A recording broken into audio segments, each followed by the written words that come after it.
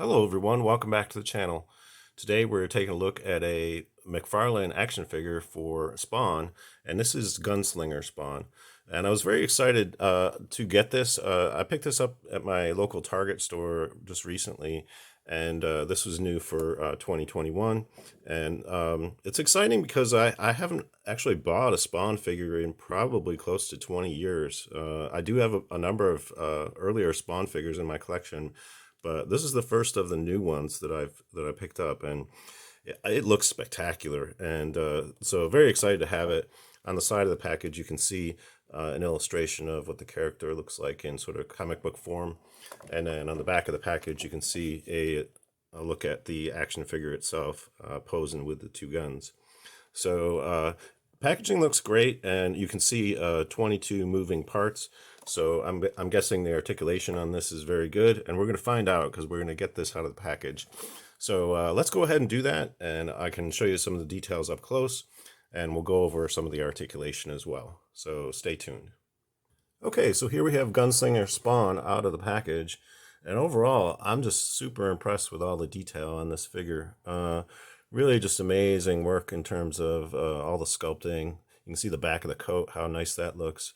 And they included this little holster for the rifle as well. As you can see, he comes with 3 weapons, the 2 pistols, which will fit in the holsters and also fits nicely in his hand. Each hand comes with a trigger finger, so you can see the finger actually fits right into the trigger of the weapon. So that's cool. And that also is the case with the rifle too. You can see his trigger finger is in the trigger of the rifle as well. So very cool.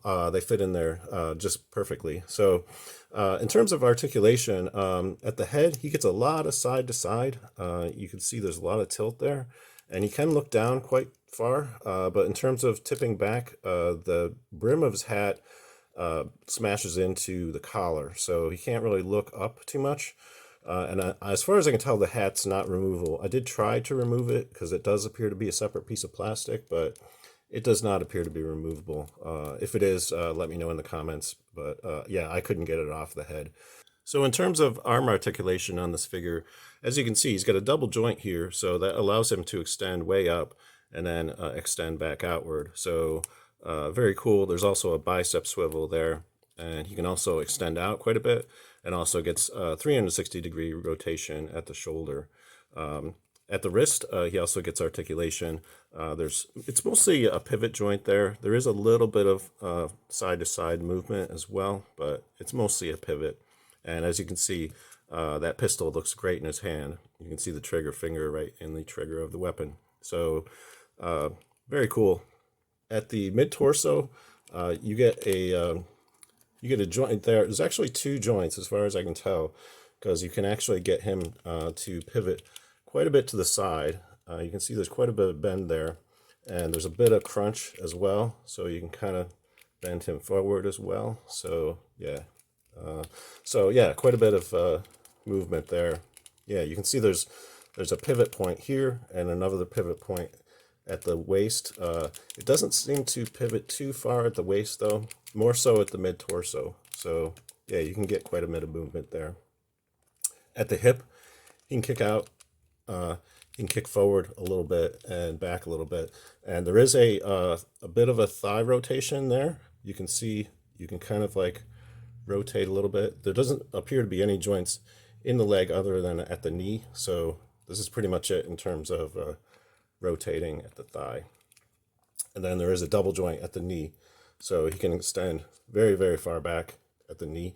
So you can see how far that extends back. So that's really nice. He also gets articulation at the ankle. They also included this little spur detail on the shoe, so that's very cool. There's also a pivot point here at the toe, so that's interesting. You might miss that as a point of articulation, but it is there. So yeah, you can extend the toe like that. So yeah, very good articulation on this figure, and really just looks amazing in terms of all the sculpting and everything on this thing. And I can show you what the rifle looks like when you put that in the holster. Yeah, you can fit that right there in the holster when he's not using it. So that looks very cool. Just love the way the weapons look on this. And again, they all fit into the holsters just fine. Yeah, look at all the detail on the on those gauntlets and everything. Just looks amazing. Yeah, I'd say McFarlane Toys has come a long way just in terms of the articulation on the figures is far more sophisticated than what it was back in the day. I have quite a few Spawn figures from the late 1990s, and they do not have the level of articulation that this figure does.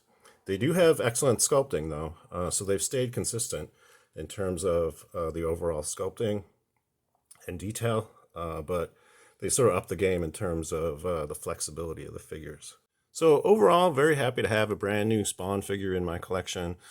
This one is just spectacular, just in terms of the overall execution of it, and fits in. It will fit in very nicely with my other Spawn figures, which I will be reviewing on the channel in upcoming videos. I have a lot of older stuff from basically the 1990s.